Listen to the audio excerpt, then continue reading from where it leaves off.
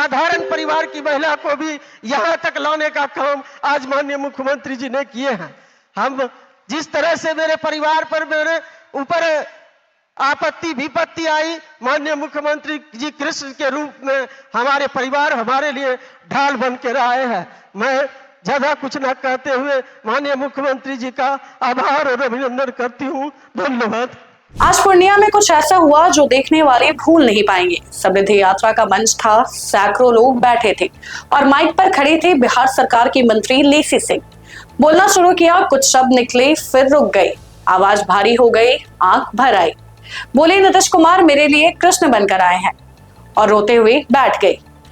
आपने जिसको रोते हुए देखा, ये वो औरत हैं जिन्हें सीमांचल में आयरन लेडी कहा जाता है, जो 25 साल से बिहार की राजनीति में तूफानों से लड़ती आ रही हैं, जिन पर जानलेवा हमले हुए लेकिन वो झुकी नहीं। तो सवाल उठता है कि ऐसी औरत की आंख में आंसू क्यों आए। पहले आपको लेसी सिंह के बारे में थोड़ी जानकारी दे देते हैं। 5 जनवरी 1974 को पूर्णिया जिले के सरसी गांव में लेसी सिंह का जन्म हुआ था। उनके पति बुटन सिंह समता पार्टी के पूर्व जिला प्रमुख थे, यानी घर में राजनीति पहले से थी। लेकिन लेसी सिंह खुद राजनीति में आना नहीं चाहती थी। वो घर संभालती थी, 4 बच्चों को पालती थी। फिर साल 2000 में एक ऐसी घटना हुई जिसने उनकी पूरी जिंदगी बदल दी। साल 2000 में लेसी सिंह के पति बुटन सिंह को पूर्णिया कोर्ट में सरेआम गोलियों से भूनकर मार डाला गया। सोचिए, भरे कोर्ट में दिन दहाड़े उनके पति की हत्या, 4 बच्चे, सीमांचल जैसा संवेदनशील इलाका। बुटन सिंह भी अपने इलाके के दबंग थे, उनके ऊपर भी कई आपराधिक मामले दर्ज थे। खैर, एक तरफ दुख और दूसरी तरफ डर था, लेकिन लेसी सिंह ने वो रास्ता चुना जो शायद किसी ने सोचा नहीं था। पति की मौत के बाद वो घर की दहलीज लांघकर राजनीति में आई और समता पार्टी के टिकट पर पहला चुनाव लड़ा और जीत भी पाया। यही वो शुरुआत थी जो एक आयरन लेडी की कहानी बन गई।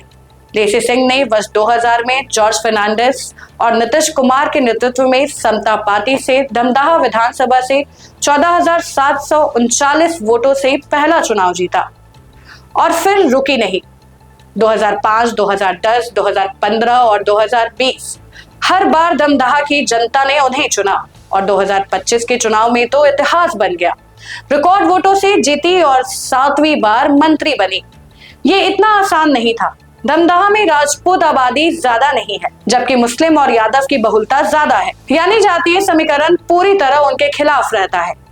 विपक्ष ने हर बार नया दाव चला, लेकिन लेसी सिंह अपने क्षेत्र में नेता बनकर रही, बल्कि बहू और बेटी बनकर रही, और यही उनकी असली ताकत बनी। उन पर पिछले 24 सालों में कई जानलेवा हमले भी किए गए हैं, चुनावी रैलियों में, राजनीतिक कार्यक्रमों में, लेकिन वो हर बार उठी।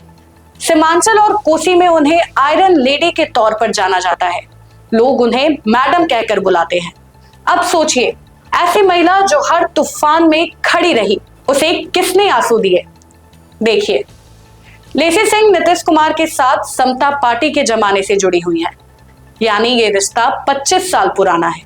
जब 2000 में पति गए तो नीतीश कुमार ने भरोसा दिया, टिकट दिया, पार्टी में जगह दी। 2014 में पहली बार उन्हें बिहार सरकार में मंत्री बनाया, समाज कल्याण और आपदा प्रबंधन जैसे विभाग दिए। फिर 2021 में खाद्य एवं उपभोक्ता संरक्षण मंत्री बनाया और 2025 के चुनाव के बाद जब वो रिकॉर्ड वोट से जीत कर आई, 7वीं बार मंत्रिमंडल में जगह दी। लेकिन ये सिर्फ राजनीतिक समर्थन नहीं था। जब लेसी सिंह की बेटी की शादी थी तो मुख्यमंत्री नीतीश कुमार खुद उनके आवास पहुंचे और बिटिया को आशीर्वाद दिया। और अक्टूबर 2024 में जब वो पूर्णिया में एक स्कूल के निरीक्षण के दौरान सीढ़ी से गिरी, हाथ और पैर फ्रैक्चर हो गया, आईसीयू में भर्ती करना पड़ा। नीतीश कुमार ने तुरंत फोन किया, हाल जाना, और जब वो पटना लौटी तो खुद उनके आवास पर जाकर मिले। एक मुख्यमंत्री का मंत्री के घर जाना ये प्रोटोकॉल नहीं है, ये रिश्ता है। एक विधवा महिला जो सीमांचल में अकेली खड़ी थी, उसे इस भरोसे ने ही ताकत दी।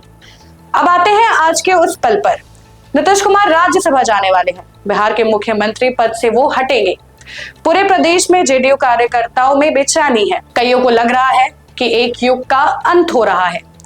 लेसी सिंह के लिए ये खबर सिर्फ एक राजनीतिक फैसला नहीं है, जिस इंसान ने उनके सबसे अंधेरे वक्त में, जब पति गए, जब अकेले थी, जब दुनिया देख रही थी कि ये टूटेगी या नहीं, उस इंसान ने साथ दिया। बेटी की शादी में आया, बीमारी में घर तक पहुंचा, हर बार मंत्रिमंडल में जगह दी। जब उन्होंने पूर्णिया के मंच पर कहा, नीतीश कुमार मेरे लिए कृष्ण बनकर आए हैं, तो ये 25 साल की यात्रा का निचोड़ था। वो पल था जब शब्द कम पड़ गए और आंखें बोलने लगी। सीमांचल की आयरन लेडी, जो जानलेवा हमलों में नहीं टूटी, जो पति खोने के बाद भी मैदान में खड़ी रही, आज एक शुक्रगुजारी में रो पड़ी।